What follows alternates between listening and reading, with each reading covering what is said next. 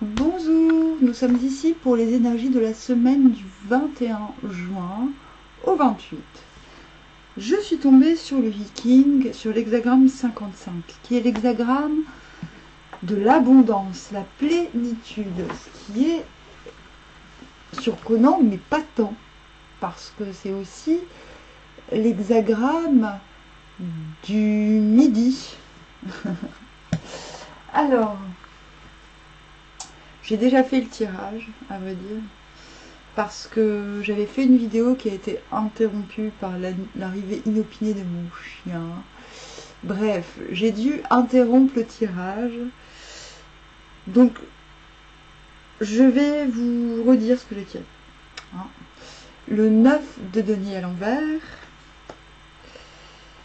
le 2 de denier à l'endroit, le valet de bâton, le 2 de bâton, le jugement à l'envers et le 10 de denier. Ça fait beaucoup de deniers, dis donc. Alors, en fait, nous n'avons pas eu de mutant. Donc, la situation de l'abondance est plutôt stable, fiable. Il n'y a pas de complications. C'est assez simple ce qui se passe cette semaine. Je vais vous expliquer. Le 9 de denier à l'envers parle d'un moment où on aimerait bien ne pas sortir d'une certaine retraite bienfaisante, mais où on sent tout de même que l'on va y être obligé d'en sortir. Pourquoi ? Moi, je pars du principe que si on émet quelques réserves à sortir de son petit cocon ou de son petit bien-être routinier, j'ai presque envie de dire, c'est parce que l'on a quelques craintes, et notamment la crainte de ne pas correspondre ou communiquer avec les bonnes personnes. Et aussi parce que peut-être et sûrement parce qu'on ne sait pas forcément pourquoi l'on veut faire certaines choses. Et le 2 de denier nous confirme cela. C'est presque comme si l'on n'avait peur de perdre son équilibre en sortant de sa réserve. Et pourtant, tout nous y encourage. Donc prenez le 9 de denier à l'envers de manière positive en vous disant « Oui, je vais sortir de ma réserve. Oui, je vais me remettre à communiquer avec confiance. Et surtout sans perdre mon équilibre. » Partez du principe que vous avez le droit de ne pas savoir exactement là où vous allez, mais que votre caractère noble, entre guillemets, vous demande de jouer carte sur table sur ce fait. À partir du moment où vous jouez carte sur table et où vous exigez que l'on fasse pareil avec vous, il n'y a aucune raison pour que vous perdiez votre équilibre. Voilà ce que me disent les 3 premières cartes. Donc, une sorte de réticence à sortir de sa réserve, et en même temps, cette impression que tout nous pousse à en sortir. La carte du jugement nous montre que finalement, sortir de cette réserve, peut-être que d'ailleurs nous craignons d'en sortir de peur de nous retrouver avec trop d'opportunités à la fois, ce qui pourrait faire vaciller cet équilibre.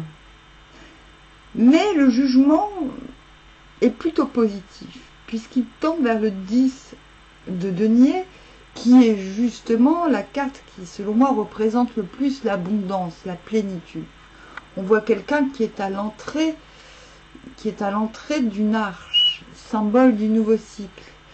C'est-à-dire, vous serez en mesure de, vous serez en mesure non seulement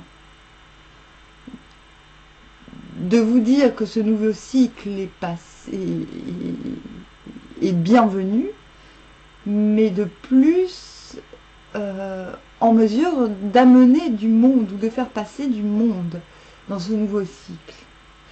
Ah oui, j'avais oublié, j'avais eu en dos de deck l'enjeu de la semaine, c'est le 10 de bâton, le fait d'obtenir les facultés à déléguer. Et je ne pense pas que cela sera pour cette semaine, mais c'est ce qu'il ne faut pas perdre de vue. Vous dire pourquoi déléguer.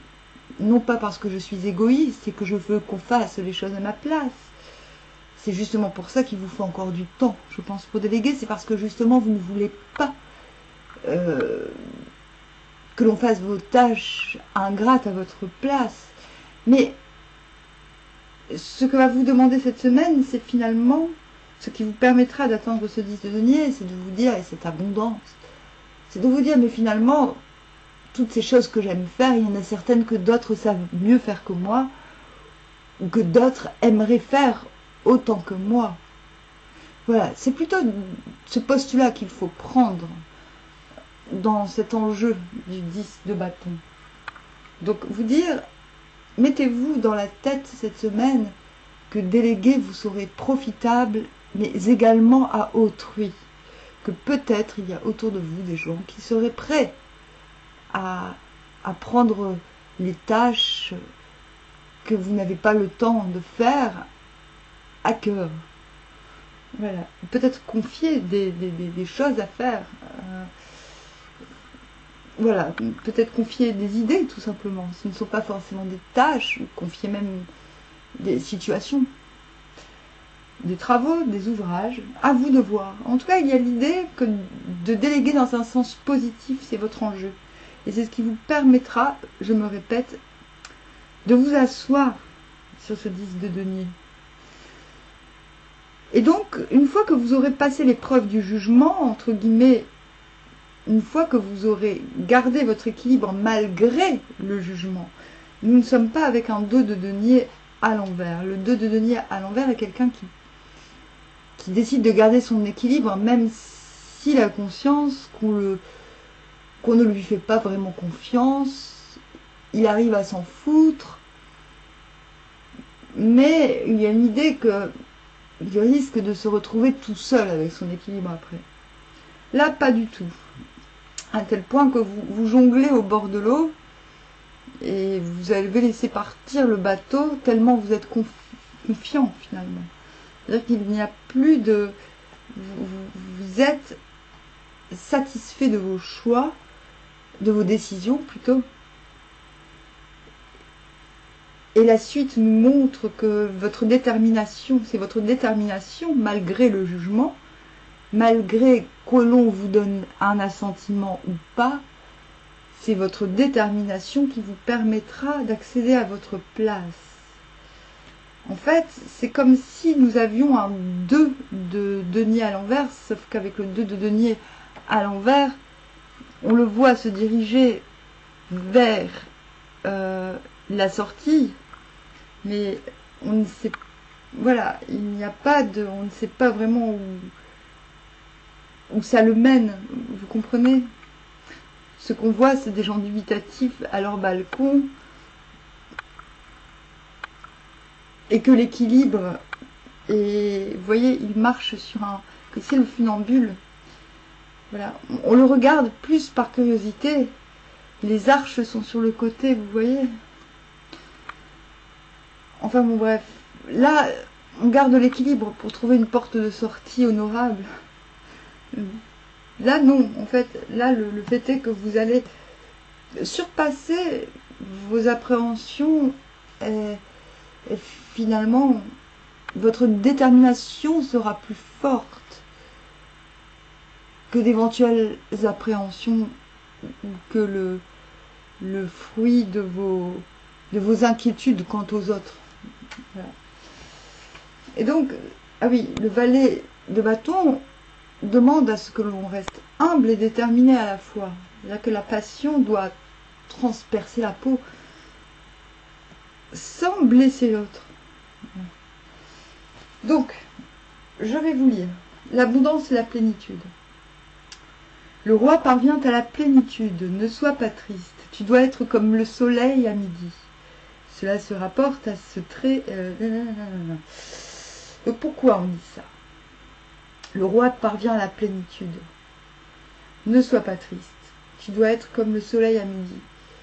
C'est-à-dire que quand on arrive à un sommet, ce qui est le symbolique même du solstice d'été, qui est aujourd'hui, oui, nous sommes minuit 8, le déclin va suivre. Et voilà, l'intelligence du roi, entre guillemets, c'est de savoir, de connaître les courants telluriques et de connaître aussi les lois saisonnières. Celui qui atteint une place où il est chez lui est sûrement grand. C'est pourquoi vient ensuite l'hexagramme l'abondance. Abondance signifie grandeur. Grandeur, ouais. Grandeur. L'abondance signifie le grand nombre d'occasions. Donc on les a, les opportunités. On l'a, l'assise. Je ne sais pas ce que vous allez trouver. Il y a l'idée de ne pas connaître exactement son chemin, mais de s'en foutre parce qu'on connaît ses principes, ce qui est le plus important. On dit que ces principes seront plus forts que le jugement et qu'ils permettront d'obtenir la place correcte. C'est quand même fort. On dit que sortir de sa réserve permettra de garder l'équilibre.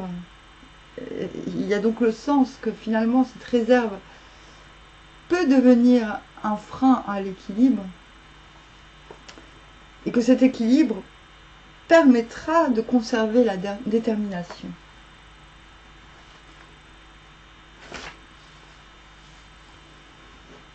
Alors.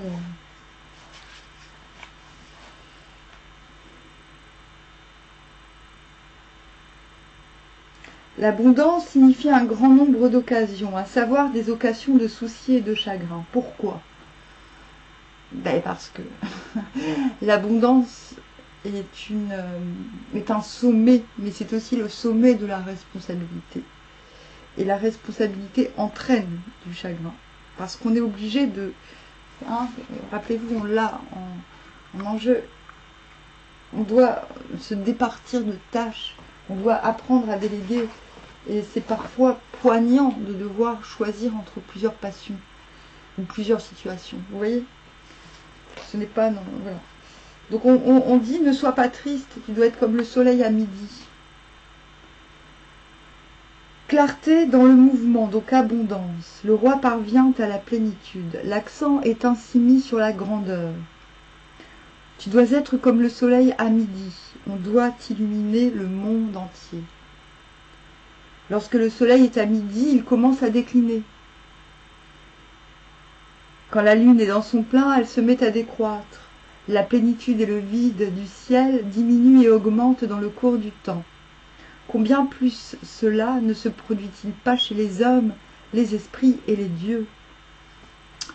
Fong représente une époque où la clarté et le progrès permettent de parvenir à la grandeur et à la prospérité dans la vie sociale. Il faut pour cela une forte personnalité qui attire à elle les êtres de nature semblable. C'est pourquoi ce n'est pas la relation de correspondance, mais celle de convenance qui doit être prise en ligne de compte. Mais une telle époque de civilisation épanouie renferme des dangers. En effet, selon les lois générales qui gouvernent le monde, toute augmentation est suivie d'une diminution et toute plénitude d'un vide. Il n'y a qu'un moyen d'affermir les fondations au temps de la grandeur, à savoir l'expansion spirituelle. Toute limitation apporte avec elle une rétribution amère.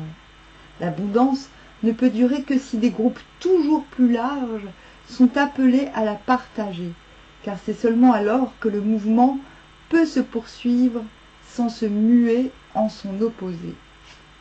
Vous voyez, quand je vous parle de délégation, c'est dans le sens positif, dans le sens d'élargir les compétences, quitte à... Je vous parlais déjà le fait de former, d'informer, de former ces dernières semaines. Alors, le tonnerre et l'éclair surviennent tous deux.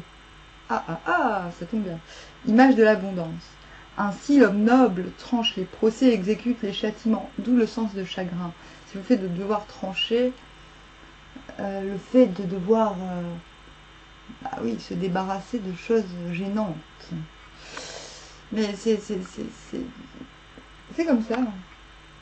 Il va falloir dire non à des choses pour faire grandir, pour que l'abondance soit.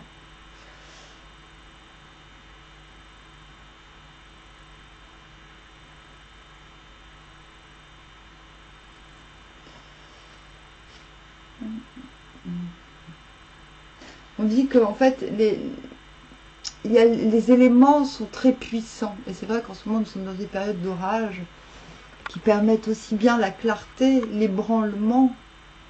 En fait, beaucoup de facteurs permettent la grandeur. Cette grandeur opère par la présence justement des éléments et de leur dangerosité. L'homme capable, il s'agit de vous, de canaliser ses forces, procure l'abondance par justement sa plénitude, par sa connaissance des lois célestes. Vous voyez, vous en venez. Du coup, d'où l'importance de ne pas se soucier. Ce n'est pas qu'on ne se soucie pas du jugement, parce que le jugement, on s'en soucie, mais de manière noble, c'est-à-dire on se soucie du regard des autres de manière optimiste. On veut être certain que ce que l'on propose, que l'équilibre qu'on oppose au monde lui va.